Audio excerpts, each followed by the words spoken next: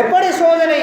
கண்ணியமான சகோதரர்களே, நபிகளார் ஸல்லல்லாஹு அலைஹி வஸல்லம் சொன்னார்கள், லிகுல்லி உம்மத்தின் ஃபித்னா, ஒவ்வொரு சமூகத்திற்கும் ஒரு சோதனை இருக்கிறது.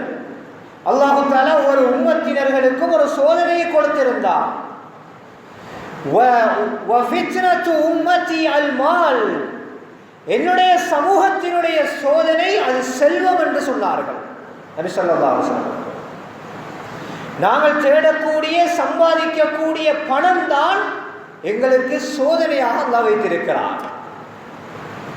அன்புக்குரிய அல்லாஹ்வின் நல்லடியார்களே, அன்பின் இஸ்லாமிய சகோதரர்களே, நாங்கள் சம்பாதிக்கக்கூடிய செல்வத்தை அதனை எப்படி சம்பாதிக்க வேண்டும், எப்படி செலவழிக்க வேண்டும் என்பதை பற்றி இஸ்லாமிய வரையறைக்குள் நின்று சிந்திக்க வேண்டிய கடமை எனக்கு உங்களுக்கு இருக்கிறது. இஸ்லாம் எப்படி சம்பாதிக்க சொல்லியிருக்கிறது, இஸ்லாம் செல்வத்தை எப்படி தேடுமாறு சொல்லியிருக்கிறது, எப்படி அதனை செலவழிக்குமாறு சொல்லியிருக்கிறது. கண்ணியமான சகோதரர்களே, அல்லாஹ்வின் நல்லடியார்களே, முதலாவது சப்ஜெக்டை விடயத்தை எடுத்துக்கொண்டால் பணத்தை சம்பாதிப்பது என்பது ஒரு பெரிய சப்ஜெக்ட், அது ஒரு பெரிய வட்டம். அல்லாஹ் தஆலா சுருக்கமாக வியாபாரத்தை ஹலாலாக்கி இருக்கிறான் என்று குர்ஆனிலே சொல்லியிருக்கிறார். அந்த வியாபாரம் ஹலாலாக நாங்கள் அமைத்துக் கொள்வது எப்படி? கண்ணியமான சகோதரர்களே, அல்லாஹ்வின் நல்லடியார்களே, நபிகளார் ஸல்லல்லாஹு அலைஹி வஸல்லம் சொன்னார்கள், யத்தி அலன் நாஸி ஸமானுன், மனிதர்களுக்கு ஒரு காலம் வரும், அந்த காலத்தில் மனிதன் பணத்தை தேடுகின்ற விடயத்தில் மும்முரமாக செயற்படுவான்.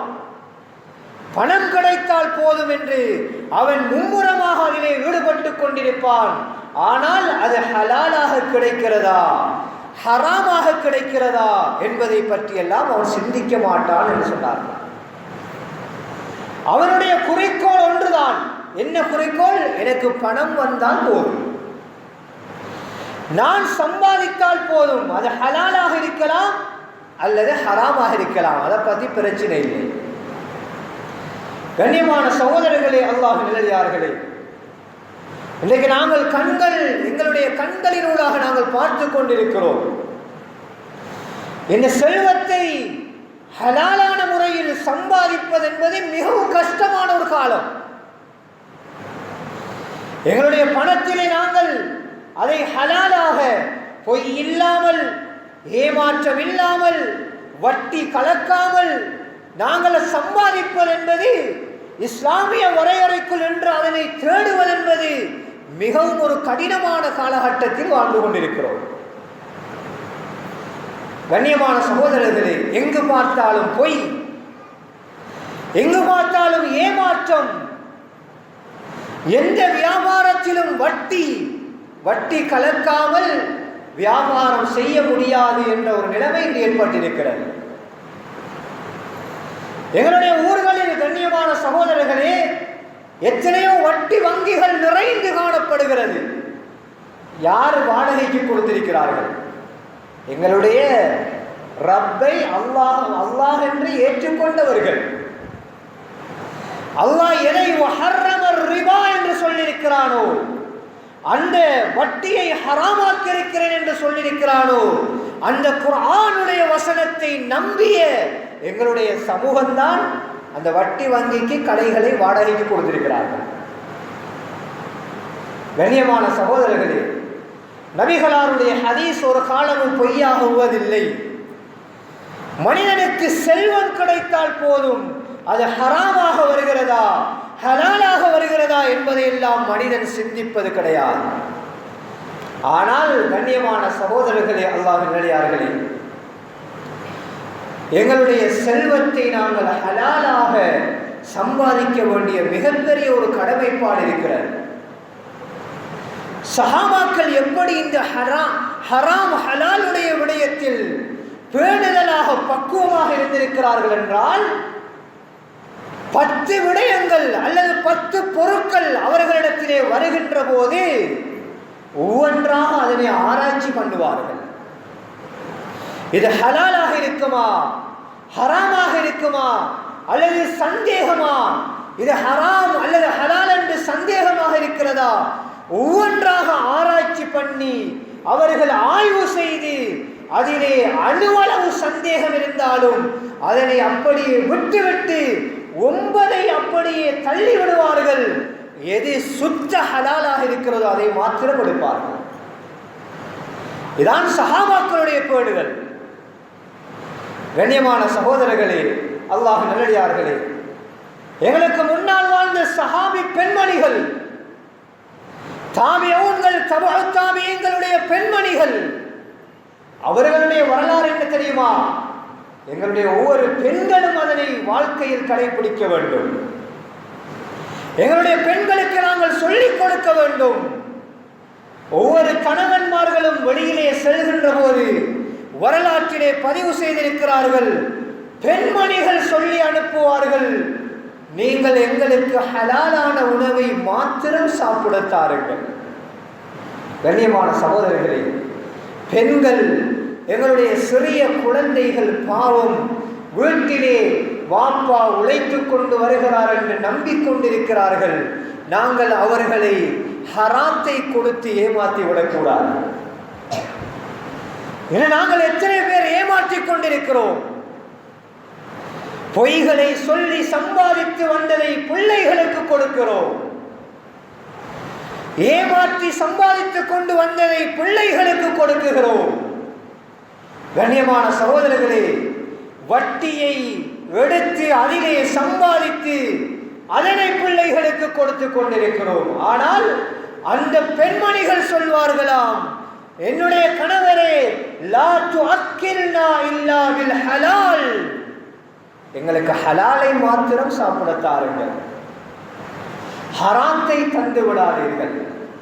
ஃபைன்னா நஸ்பிரு அலல் ஜூ, நாங்கள் பசியிலே பொறுமையாக இருப்போம். உங்களுக்கு ஒன்றும் இல்லையா, வருமானம் இல்லையா, வெறும் கையோடு வாருங்கள், பசியோடு தாங்கிக் கொள்கிறோம். ஆனால் வலா நஸ்பிரு அலன் நார், நாங்கள் ஹராத்தை சாப்பிட்டு விட்டு நாளை மறுமையில் நரக நெருப்பிலே நாங்கள் பொறுமையாக இருக்க முடியாது என்று சொல்வார்களா? ஹராத்தை சாப்பிட்டு வளர்ந்த உடம்பு, நபிகளார் சொன்னார்கள், அது நரகத்துக்குத்தான் தகுதி என்றார்கள். நரகத்துக்கு போய் நாங்கள் பொறுமையாக இருக்கிறார். உலகத்திலே ஏற்படக்கூடிய பசியிலே நாங்கள் தாங்கிக் கொள்கிறோம், ஹலாலை மாத்திரம் தாருங்கள் என்று சொல்லி அனுப்புவார்களா? எங்களுடைய மனைவிமார்கள் அப்படி யாராவது ஒருவர் சொல்லியிருக்கிறார்களா? இல்லா மாஷா அல்லாஹ் சிரிக்கிறார்கள், இல்லை என்று சொல்ல முடியாது. ஹராத்தை கலக்காமல் ஹலாலை மாத்திரம் சாப்பிடக்கூடிய பெண்மணிகளும் இருக்கிறார்கள், ஆண்களும் இருக்கிறார்கள். கண்ணியமான சகோதரர்களே, அல்லாஹ் நல்லடியார்களே, ஹலாலான முறையில் இஸ்லாம் எப்படி சொல்லியிருக்கிறதோ அந்த வரையறைக்குள்ளே செல்வத்தை தேடுவதற்கு நாங்கள் முயற்சி செய்ய வேண்டும். அதுக்கு ஒரே ஒரு வழி என்ன தெரியுமா? நாங்கள் செய்யக்கூடிய பிஸ்னஸ், அது ஒரு கூலி தொழிலாக இருக்கலாம், ஒரு கடையிலே நிற்கக்கூடிய சிப்பந்தியாக இருக்கலாம், அல்லது ஒரு முதலாளி, ஒரு கடையை செய்யக்கூடிய ஒரு முதலாளியாக இருக்கலாம், அல்லது ஒரு கூட்டு வியாபாரம் செய்யக்கூடியவர்களாக இருக்கலாம். இவர்கள் எல்லாம் மார்க்கத்தை படித்த அறிஞர்களிடத்தில் சென்று அவர்கள் செய்யக்கூடிய வியாபாரத்தை பற்றி படிக்க வேண்டும். யார் படிக்கிறார்கள்? வெளிநாட்டுக்கு சென்று 2 வருடம் அல்லது 4 வருடம் இருந்து கையிலே ஒரு 10 லட்சம் பணம் கிடைத்து விட்டால் இங்கே வந்து ஒரு தொழில் வியாபாரம், அவர் செய்யக்கூடிய வியாபாரம், அது அவருக்கு அனுபவம் இருக்கிறதா இல்லையா அதை பற்றி ஒன்றும் தெரியாது, அவர் செய்வது ஹலாலா ஹராமா ஒன்றும் தெரியாது, கையிலே பணம் இருக்கிறது, வியாபாரத்தை ஆரம்பிக்கிறார். கண்ணியமான சகோதரர்களே, பச்சை பிழை. மார்க்கத்திலே என்ன சொல்லப்பட்டிருக்கிறது என்று படிக்க வேண்டும். நான் கூலி தொழில் செய்கிறேன், நான் காலையில் இருந்து என்னுடைய வியாபாரம் முழுவதும் அந்நிய மக்கள் வாழக்கூடிய இடத்திலே நடக்கிறது, அவர்களுடன் நான் எப்படி நடக்க வேண்டும், இஸ்லாம் என்ன சொல்கிறது? இடையிலே நான் செல்கின்ற நேரம் அல்லாஹ்வுடைய கடமை தொழுகையினுடைய நேரம் வருகிறது, எப்படி நிறைவேற்றுவது? யார் என்று படிக்கிறார்கள் சகோதரர்களே? யார் கேட்கிறார்கள்? பகலுக்கெல்லாம் தொழில், இரவிலே வந்து மகரிபு நேரத்திலே அல்லது இஷாவுடைய நேரத்தில் எல்லாவற்றையும் ஹோல்சேலாக தொழுதுவிட்டு செல்கிறார்கள். இது மார்க்கம் சொன்ன முறையா? மார்க்கம் எப்படி சொல்லியிருக்கிறதா? இந்த பணம் அல்லாஹுடைய கடமையை பாழாக்கிவிட்டு சம்பாதிக்கக்கூடிய பணம் ஹலாலாக அமையுமா சகோதரர்களே? எப்படி நாங்கள் ஹலாலாக அமைத்துக் கொள்வது? கண்ணியமான சகோதரர்களே, உலமாக்களிடத்திலே கேட்டு படியுங்கள். என்ன செய்வது? எப்படி என்னுடைய வியாபாரத்தை அமைத்துக் கொள்ளலாம்? சிலர் வியாபாரம் செய்கிறார்கள், சொல்கிறார்கள் என்னால் வட்டியோடு சம்பந்தப்படாமல் வியாபாரம் செய்ய முடியாமல் இருக்கிறது. கண்ணியமான சகோதரர்களே, அல்லாஹு தஆலா ஒரு விடயத்தை ஹராமாக்கியிருந்தால் நாங்கள் நினைத்துக் கொள்ள வேண்டும், சாத்தியமில்லாத ஒன்றை அல்லாஹ் ஹராமாக்க மாட்டார். அல்லாஹ்க்கு தெரியாத விஷயமா? எங்களுக்கு பிசினஸ் வட்டியோடு கலக்காமல் சாத்தியம் இல்லை, நாங்கள் முடிவெடுக்கலாம். ஆனால் அல்லாஹ் சொல்லியிருக்கிறான், உங்களுடைய வியாபாரம் வட்டியோடு கலக்கிறதா, அதை நான் அழித்தே தீருவேன் என்று சொல்லியிருக்கிறான். எத்தனை பேர் அழிந்து விட்டார்கள்? கண்ணியமான சகோதரர்களே, என்ன செய்யலாம்? அறிஞர்களிடத்திலே கேட்டு மார்க்கத்தை விளங்குங்கள். இப்படி ஒரு பிரச்சனை வந்திருக்கிறது, வட்டியோடு கலக்க வேண்டிய நிலைமை வந்திருக்கிறது. மனைவியுடைய நகை அடகிலே வைக்கப்பட்டு இன்று வட்டி வங்கியிலே சென்று பாருங்கள், சுப்ஹானல்லாஹ், அந்நிய சமூகத்தை விட எங்களுடைய சமூகத்தின் நகைகள், வீடுகள் எத்தனையோ வங்கிகளில் இருக்கிறது. வாகனங்கள் எல்லாம் இன்று பெரிய பெரிய வாகனம் ஓடுகிறார்கள், பெரும் பெரும் மாளிகைகள் கட்டுகிறார்கள், ஆடம்பரமான பிசினஸ் செய்கிறார்கள். ஆனால் உள்ளுக்குள்ளே நுழைந்து பார்த்தால் சகலரும் வட்டி. அடுத்தவனுடைய செல்வத்திலே இவர் ஓடிக்கொண்டிருக்கிறார். கண்ணியமான சகோதரர்களே, அல்லாஹ்வின் நல்லடியார்களே, நாங்கள் மார்க்கத்தை எப்படி எங்களுடைய செல்வத்தை ஹலாலாக அமைத்துக் கொள்வது என்பதை படிக்க வேண்டிய தேவை இருக்கிறது. சுருக்கமாக சொல்கிறேன். இரண்டாவது சப்ஜெக்ட், எங்களுடைய பணத்தை எப்படி செலவு செய்வது. பணம் சம்பாதித்து விட்டோம். கண்ணியமான சகோதரர்களே, நாங்கள் சம்பாதிக்கக்கூடிய பணம் நாங்கள் ஒவ்வொருவரும் தெளிவாக விளங்க வேண்டும். எங்களுடைய செல்வம் அது சிறிய தொகையாக இருக்கட்டும், பெருந்தொகையாக இருக்கட்டும், நாங்கள் சம்பாதித்தவைதான். அதனால் அது எங்களுடைய செல்வமாக அது ஆகிவிட முடியாது. நான் சொல்லவில்லை, குர்ஆன் சொல்கிறது. குர்ஆனிலே அல்லாஹ் என்ன சொல்கிறான்? முதலாவது சூராவை எடுத்து பாருங்கள். அலிஃப் லாம் மீம் ஸாலிகல் கிதாப் ஓதி பாருங்கள். அல்லதீன யுமினூன பில் கைப் وَيُقِيمُونَ الصَّلَاةَ وَمِمَّا رَزَقْنَاهُمْ يُنْفِقُونَ. இந்த குர்ஆன் யாருக்கு வழிகாட்டும் தெரியுமா? அல்லாஹ் 3 சப்ஜெக்டை சொல்கிறான். முதலாவது விஷயம், மறைவானவற்றை நம்பியவர்கள். இரண்டாவது, தொழுகையை நிலைநாட்டியவர்கள். மூன்றாவது, நாங்கள் வழங்கிய செல்வத்திலிருந்து அல்லாஹ்வுடைய பாதையில் செலவு செய்யக்கூடியவர்கள். அல்லாஹ் எப்படி சொல்கிறான்? நாங்கள் வழங்கிய செல்வம். நாங்கள் நினைத்துக் கொள்ளலாம், நான் காலையில் 7 மணி அல்லது அதற்கு முன்னால் உள்ள நேரம் 6 மணி, இரவிலே 12 மணி 1 மணி வரைக்கும் வியாபாரத்துக்காக சென்று மனைவியை இழந்து, பிள்ளையை இழந்து, என்னுடைய சுய துக்கம் சந்தோஷம் அனைத்தையும் இழந்து நான் சம்பாதித்தது என்னுடைய செல்வம் என்று நாங்கள் நினைத்துக் கொள்ளலாம். ஆனால் எங்களுடைய செல்வம் கிடையாது, அல்லாஹ் தந்தது. அவனுக்கு தெரியும் யார் யாருக்கு எப்படி கொடுக்கணும் என்று. ஒவ்வொருவருக்கும் வித்தியாசமாக கொடுக்கிறார். 5000 ரூபாய் முதலை போட்டுவிட்டு 2500 ரூபாய் சம்பாதிப்பவர்களும் இருக்கிறார்கள். 5 லட்சம் முதலை போட்டுவிட்டு ஒரு நாளைக்கு 1000 ரூபாய் இல்லாமல் செல்பவர்களும் இருக்கிறார்கள். இருக்கிறார்களா இல்லையா? பிசினஸ்ல அப்படிதான். 5 லட்சம் முதல் 10 லட்சம், ஆனால் பிசினஸ் இல்லை, 1000 உழைக்கல. கடை வாடகையும் கொடுக்கிறதுக்கு இல்லை என்று போறவர்களும் இருக்கிறார்கள். சாதாரணமாக 5000 ரூபாய்க்கு ஒரு பொட்டியில சாமான கட்டிட்டு போய் 2 வீதியால 3 வீதியால போய் வித்து போட்டு 2500 ரூபாய் உழைத்துட்டு போறவங்களும் இருக்காங்க. யாரு கொடுக்கிறது? கண்ணியமான சகோதரர்களே, மீன்பிடி தொழிலாளிகளை பாருங்கள். பக்கத்திலே பக்கத்திலே பக்கத்திலே நின்று வலையை போட்டு வீசிக்கொண்டிருப்பார்கள். ஒருவருக்கு 5000, ஒருவருக்கு 2000, ஒருவருக்கு 1000, ஒருவருக்கு கறி மட்டும். யாரு கொடுப்பது சகோதரர்களே? எங்களுடைய புத்தியால, எங்களுடைய அறிவால, நாங்கள் செய்யக்கூடிய முயற்சியால் என்றால் எப்படி கிடைக்கும்? எல்லாருக்கும் சமனா கிடைக்கும். அப்படி கிடைக்குதா? அல்லாஹ் தருகிறான் சகோதரர்களே. எங்களுடைய செல்வம் அனைத்தும் அல்லாஹ் எங்களுக்கு வழங்கியது. அவன் தந்து கொண்டிருக்கிறான். யாருக்கு எப்படி கொடுக்க வேண்டும் என்று அவன் முடிவு செய்து வைத்திருக்கிறான். சிலரை ஏழையாக, சிலரை நடுத்தர வர்க்கத்தினர்களாக, சிலரை செல்வந்தர்களாக, சிலரை டாக்டர்ஸாக, சிலரை இன்ஜினியராக அவனாக்கி வைத்திருக்கிறான் சகோதரர்களே. இன்ன சஅயகும் லஷத்தா, குர்ஆன் சொல்லுகிறது, உங்களோட முயற்சிகள் பலதரப்பட்டது, அல்லாஹ் அமைத்து வைத்திருக்கிறான். எனவே எங்களுடைய செல்வத்தை நாங்கள் எப்படி செலவழிக்க வேண்டும்? மை கார் மை பெட்ரோல் என்று செலவழிக்கலாம்.